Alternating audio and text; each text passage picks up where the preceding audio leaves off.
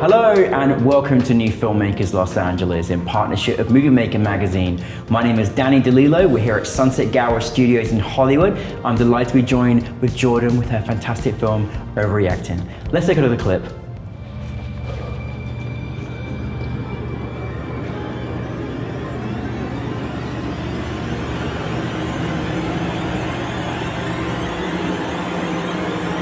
Bill? What's going on, man? You know, just doing some shopping. Been swamped with things lately. You know, you'll see at school on Monday. Yeah, man. Say hi to your mom for me. Thank you so much for being here. Thank you for bringing a brilliant film too. Really, really cool. I appreciate you having me. For those that haven't seen your film, tell us a brief synopsis. So Overreacting is about a boy who has to buy pads for his sister, and it's quite awkward and a lot goes down. Well, I'm very happy, Miss Jordan, because this is a little bit like my story. So I was so delighted that someone finally made this and you did it in a much better, brilliant way. But where did the inspiration come for you in creating this story? So I went to an arts high school. I went to Orange County School of Arts. I was in the film program, and most of my classmates were boys, and so being surrounded by a bunch of teenage boys trying to you poor thing. make movies was, I wanted to make something that was really my own. Yes. And I wanted something that would make them laugh as well as all my girlfriends. So that's kind of where the idea for making this film came from. And the story was just born. You captured it so well, like that. Just firstly, all the things you go through as a teenager and how embarrassing certain things can be. And then you bring in gender and all of that kind of stuff that comes with it as well. And it's like, it's a fiasco. And like, you just did a really great job in these characters, and just the most simplest thing being so ridiculously a lot, you know? I love that you turned this into a film. When was that kind of inspiration to be like, I have to make this film, and then deciding your cast as well? So I knew I had to make the film. Well, I had to make it for college applications, but also I knew I had to make it because, kind of what I said earlier, I just felt like I needed to make something that was really my own. I suffer with like blood flow and heart rate issues, so sometimes sets can be kind of hard, and this was kind of me almost proving myself to myself, kind of saying, you know, I think I can do this, and we shot it all in a day. It's amazing. It was a lot of fun looking back. Yeah. And cast-wise, I mean, my best friend is the main actor. He was in an HBO show, and so ever since I even met him, I was just like, he's a fantastic actor. He really is. People ask me about his role all the time, and even as the director, he's just amazing. Like, there was not really a lot I had to do. Yeah.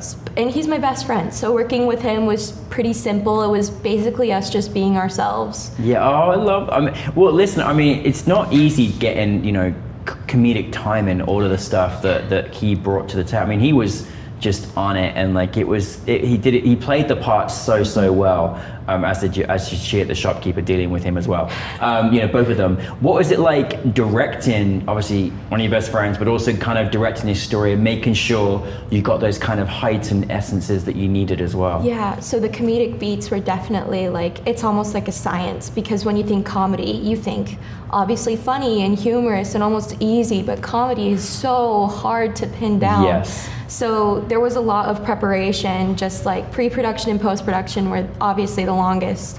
You know, making sure that the writing was, you know, all complete, that a lot of rehearsals, basically just making sure the timing was right, and then, you know, being on set if something doesn't work, especially with comedy, like, you're gonna have to go and fix it. Absolutely. What was the biggest challenge in making this film? The biggest challenge, I think, was definitely the timing. I mean, comedy, that was the hardest part, was making sure it was funny, because you never know if someone's gonna laugh or not.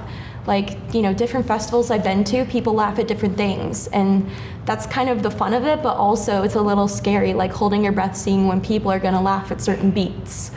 So.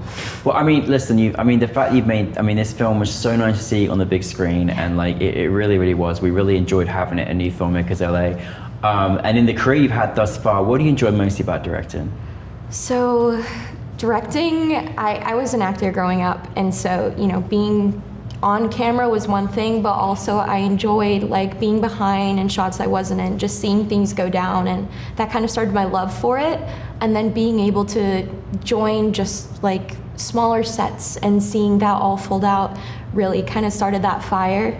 And then I think my background of being an actor definitely helped because I can kind of understand and empathize better. But when it comes to directing, it's almost like it's acting in a way a little bit. It's a dance, kind of working with the person you're with. So. It is most definitely. And like looking back, obviously this was for, you know, I hope this helped college applications. It obviously worked in film festivals, but it did get you into the place you want to go to? Yeah, I'm at Chapman. Yes. So I just moved in this week. Oh, congratulations. Yeah. One of the best schools, so we've seen many more of your films because we have a lot of Chapman films that came from NewFilmmakers too. How exciting, how exciting. And like kind of, I know it's, you know, again, this is also your own experience. You made this film around the experience of being around a bunch of teenage boys, etc.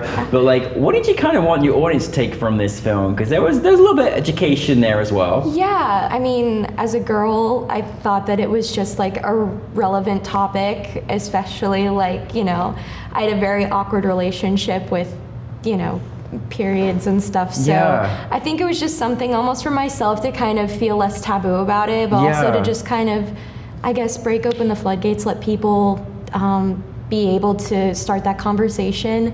But I honestly just wanted something, because everyone's had an awkward experience. Yeah. And so that's very human. And I think, you know, a lot of people have awkward experiences, specifically like with the subject of my film, but a lot of people just have awkward experiences in general. And I think that because it's so common and general, a lot of people can relate to it, but also there is that handful of people who have gone through what Bill's been through. Yeah, but don't overreact and buy that to candy. Just help your, you know, sister, your mother, your girlfriend, whatever it may be, and support. You know what I mean? Yeah. So, but no, you really had some good comedic elements, but I also thought there was just, you kind of showcased this little bit of a maturity of you know, young guys at times as well, for something that, you know, every single woman goes from. They got to be more mature about it as well. Yeah. Just on top of all of that. So what is next for you? I mean, you're at Chapman now, so is that exciting? Like, you obviously don't know what happens next, but you're making film, hopefully. Yeah, I'm very excited. I mean, I've already made so many friends. It's the first week at school. We haven't even started classes yet, so great. Yeah, I'm just excited to see what's gonna happen. I've already met so many like wonderful cinematographers, editors, everyone. So it's just amazing to have so many wonderful people to work with. So look forward to that. And, you know, listen, you're going to go on so many journeys and leaps and bounds, you know, with Chapman and everything coming, you know, thus far. But like in the films you've made, at the moment, what would you say helps you just think about artistically? Like, if you were sharing with filmmakers out there that also want to go to college, and what advice do you have?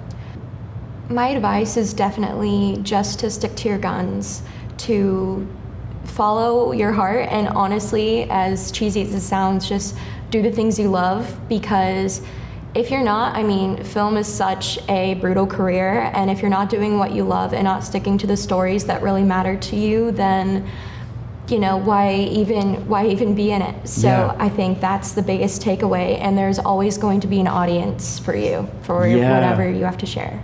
Oh, I love that. I feel like you're beyond your years, but thank you. And you know, just to kind of finally finalize, like, you know, you're about to embark on so many exciting things, you know, make so many amazing films over the next few years, but just what kind of films do you want to make?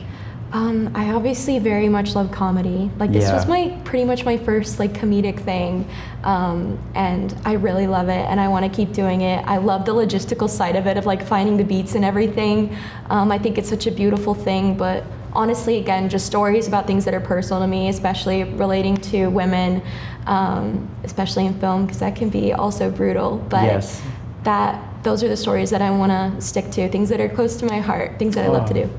Well, we can't wait. We're wishing you the best wishes for your next ventures, but thank you for overreacting, and we're looking forward to seeing much more of your work for many years to come, so thank you. I appreciate it. Thank you for having me. Thank you, Jordan.